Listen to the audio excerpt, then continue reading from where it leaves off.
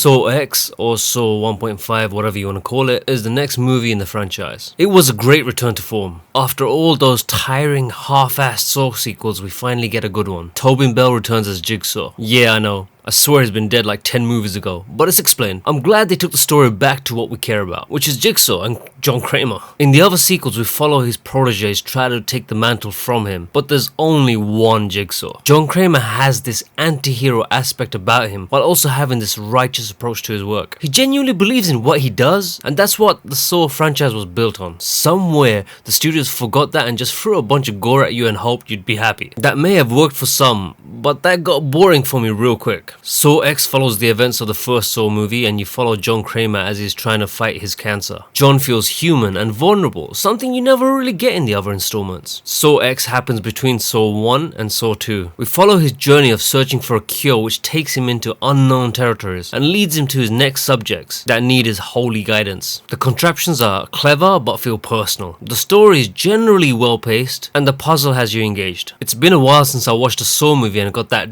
damn feeling as I did watching him show himself in the first Saw movie. The mind games and the puzzle is complex and it leads to a great conclusion. Although I really enjoyed the movie, there was a sense of Saw fatigue. I felt like I wanted to fast forward the gore scenes. Yes, the contraptions were clever, but after you have seen a bunch of torture scenes from this franchise, you feel like you kind of seen them all. This is a double-edged sword. On one hand, it's a sign of a good story that you want to get back to the story and progress. But on the other hand, the signature trait of the movie is the torture, which you want to skip. And no, not because it's hard to stomach, which it might be for some, but for me personally, I find that aspect boring now. I've seen so much of it. The movie does take 20 minutes to really start to take off. The first torture sequence felt a little out of place from the rest of the movie. Felt like it was just put in to remind you that yes, you are still watching a Saw movie, just in case you forgot.